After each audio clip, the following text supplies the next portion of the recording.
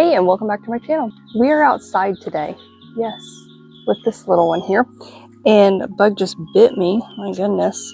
But I'm going to share something that I don't share, or have I shared it before? I don't really think I've shared it before.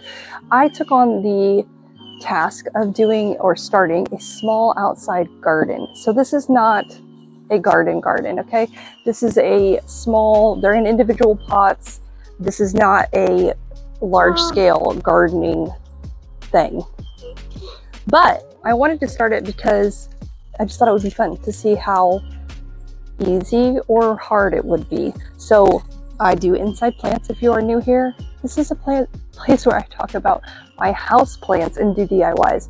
So if that does interest you, you would rather hear about that, just go ahead and subscribe. But today we are talking about my outdoor garden. And so I have a few plants. I have cherry tomatoes, I have a strawberry plant, I have basil, I have cilantro, I have rosemary, and I have lavender. Lavender, and I guess we'll talk about that. But those are the plants that I'm just starting out on, and they're actually just so much easier than your house plants. I thought it was going to be something very difficult. There's big differences, and I'll talk about those. But realistically, these plants are very easy, beginner-friendly vegetable growing. Okay, we had to pause for an injury. Ooh, wow, and now that sun is direct. Okay, so anyways, my garden, back to this. I am just doing it here in individual pots, and I do want to have something of larger, hold on. Okay, we're either going to be crooked that way or crooked this way. Okay, I would like to have a larger garden. However, just right now, it's not going to happen. So we just started out with these small pots. For instance, here. Oh yeah, I forgot jalapenos. We have two. This is going to be a direct light video. And so I need to repot at least my tomato plant, and I don't know about my strawberry plant. I'm going to get to that in a second. But my cilantro is looking real rough. And by rough, I mean massive. This looks like a giant weed. There we go. That's better lighting. Okay, it looks like a giant weed. Look at that. That's all cilantro. And then I have lavender. So here are my tips, or what I've learned on gardening, because I did not know anything about gardening, and I still don't really. And so I have had help from my friend, shout out to Friska, because she's the gardening master. And I just am going to share my tips that she has shared with me to you. So here's what I've learned. Some plants have to have pairs, so check before you want a vegetable, fruit, etc., because some of them have to pollinate each other, and so they need two of them in order to do that. Every plant I have here is you just need one. So cherry tomatoes, strawberries, cilantro, obviously, rosemary, lavender. And then there are some plants that you want to pot together, which I don't really have a list of those because I don't remember right now. But there are plants that you want to plant together. That way that they create like a pest deterrent, maybe? That's probably it. But that way they help just keep the pests away. So I have done that with my cilantro and lavender. Lavender is a pest deterrent. So I have lavender in two of my plants, and I have not had to deal with a pest on my cilantro. And it smells really good. Cilantro and lavender mix is a good one.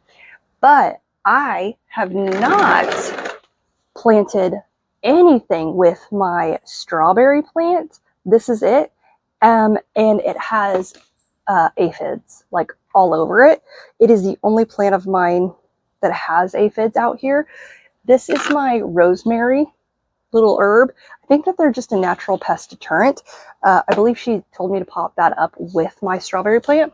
Then I have a little basil plant here, which it looks kind of sad. She gave this to me, and she said to put it with my cherry tomatoes because it makes the taste better.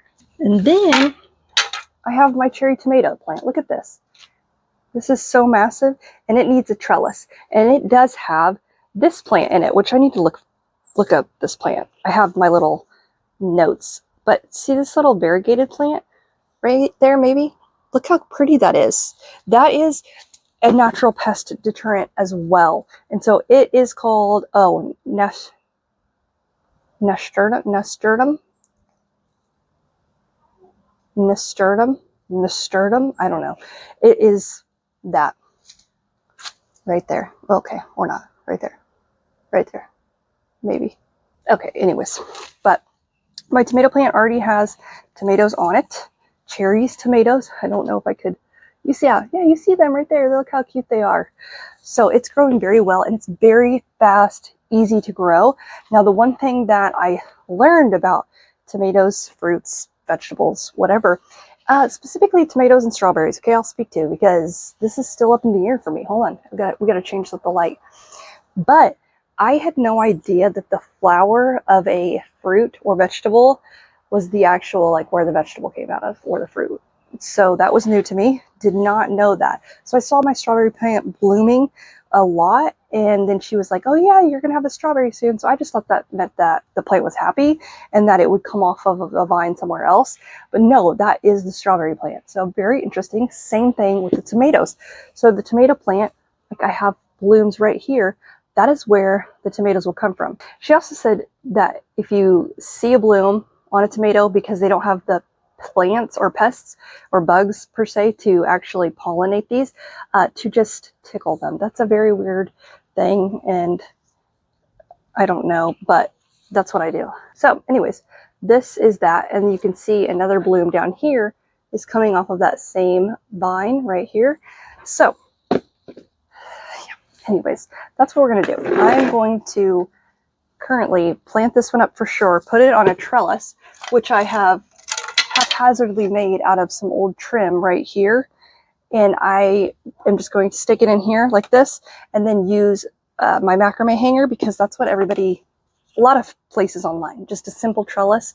I was going to do all wood, but they did wire or string. So I'm just going to do string and pot them up. So that's what we're doing. Bugs. Okay, we're going to see if I can sit here and do this. Oof, the light is rough. Okay, there we go. So I'm just going to sit here because it's far easier. Now, the one thing that does make me nervous about, outside plants is the pests, because I don't really know how to take care of them. For instance, on the strawberries, I didn't know how I should handle that. And so my friend said, you can use neem oil. And so if you are a houseplant person, you will know of neem oil. But you have to be careful with neem oil, because I know from plants, houseplants, that neem oil can actually have other things in them. Like, there are blends of neem oil, so it has to be like 100% neem oil, because that is a non-toxic pesticide, or a pest deterrent. It's not a pesticide, pest deterrent. But I am just very nervous about doing that. So she told me to spray down the entire plant and then put Dawn dish soap in a in a spray bottle, and then spray it down whenever I, feel like I need to, which I really need to, because they overtook the plant. So I did spray it down with water yesterday, and I need a new bottle because I don't have a spare spritzer, but yeah, that's the pest deterrent. That's what she told me to use. But again, I think your best natural plant deterrent is getting a plant that is a natural pest deterrent. Again, like the nasturtium, or the rosemary, or the lavender. So what I'm doing here is I'm just taking this and doing this, because that's what the ones I saw online were.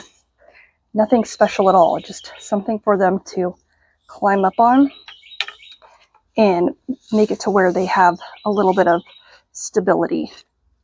But I will tell you, I was very shocked. So differences of houseplants versus vegetables, they grow fast. So they are outside, which we know if you put your houseplants outside during the summertime, they will love it. They will grow really quickly, but they grow really fast. They need water absolutely every single day. Now, they are forgiving, I have found, because I've come out and my cilantro is completely wilted.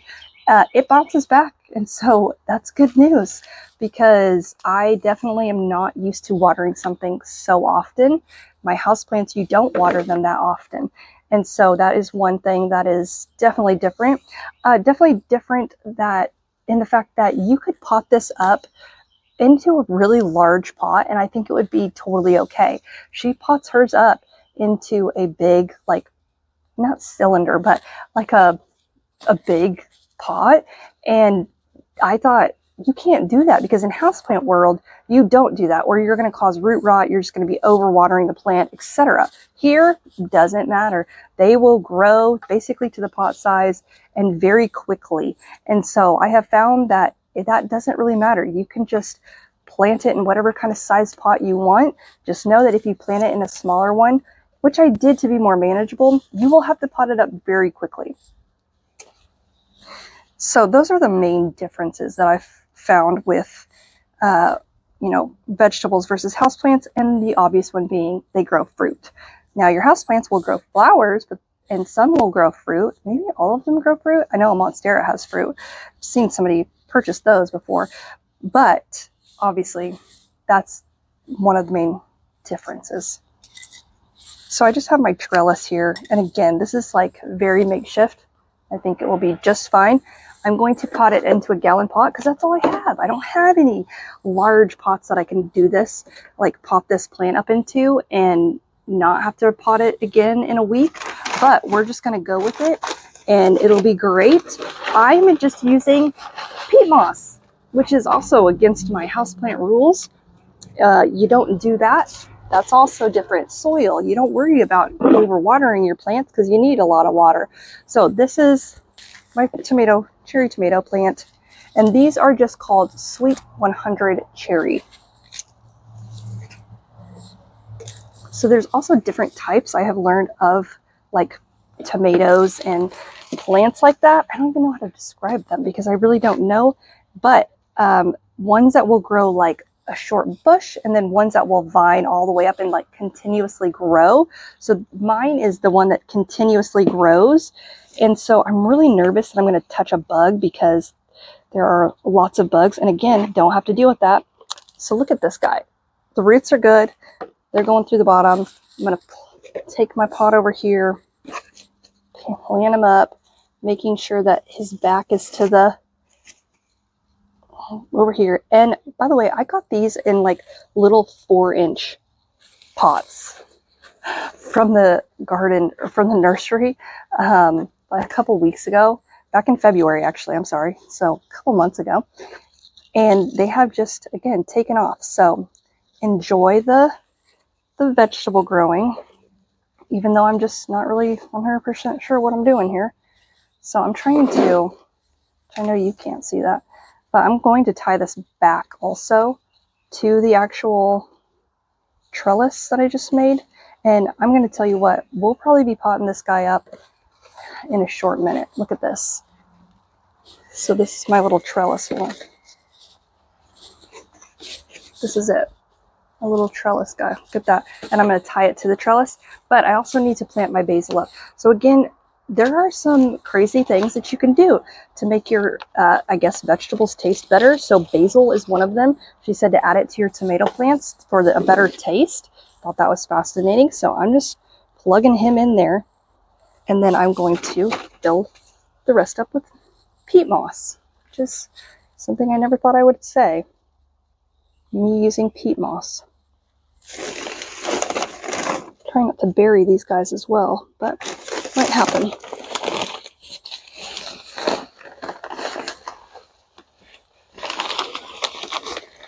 So another thing is you don't want to fertilize these with your normal plant fertilizer. You do need something, healthier because you're going to be eating these. So do your research. Don't just go out and buy plant fertilizer. Make sure that it's, for edible, because the plant fertilizer I have definitely is not for edible plants. Whoa, I just spilled all of that on the ground. Cool. That's a bummer. But you know what? Again, something I would never do for my houseplants is just pick it up off the ground and put it in the pot. And that's what we're doing today. Gosh, this tomato plant is very large and in charge. Put that there. Put that there. Okay. Probably shouldn't have been doing this right by my back door because people are going to walk through it. But people being my family. So now I just need to figure out how to get this to connect to the trellis well. They're so cute, the little tomatoes. So I don't really like eating tomatoes, but I do eat cherry tomatoes. So I don't like the, you know, heirloom tomatoes or whatever the regular old ones are called. But I'm going to do this. I'm going to tie it up. This is going to be so great. Now, she did say, because we live in Texas, East Texas, and we do have clay ground. I have heard by several people now that clay ground does really excellent in growing tomatoes. And so they encouraged me to put these in the ground directly. I'm still a little nervous about that because I'd like to be able to bring them inside or place them somewhere, you know, not in the ground during winter, just to guarantee that they will come back. But I guess that's a thing for another day. Okay, so that's my little tomato plant with my nasturtium and my basil in there as well. So I gotta water him because again, you want to water them. But so fun, like the little tomato back there. See him right there? So cute. Okay, the next one that I think I'm gonna do because it needs it is going to be my, oh, that's not it. This is my jalapeno lavender mix. Hold on. Is my cilantro. My cilantro and my lavender mix here, which this smells so good. Oh yeah, I've got to put my tags back. Putting my tags back. All of these plants that I have here are full sun, by the way. And this is Good Creek lavender. Oh, Goodwin Creek lavender. So you can use lavender for, you know, you can dry it and do a lot of different things with it. I didn't think about doing any of that. I just thought that it smelled pretty and it was a deterrent, so I thought that was a win. I just sweeped out the sides. So my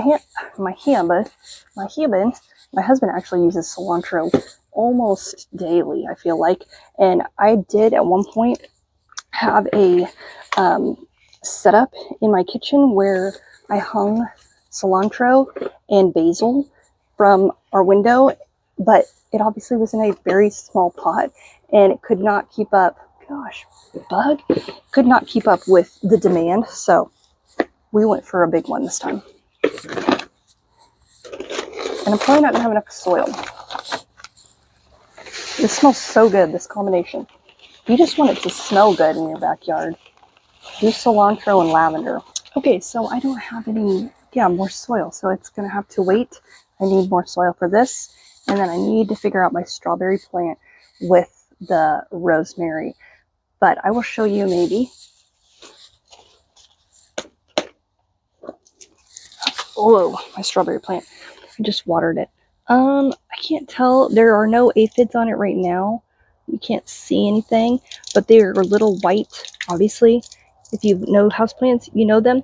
But can you see? I'm just going to dump this whole plant out. This is a strawberry right there. This is a strawberry right there. And I felt like there was another one. So another pest deterrent that she told us was onion. So you take a bud of the onion, you bury it in the soil, and it is a deterrent. Onion is. So it will grow and again be a deterrent naturally.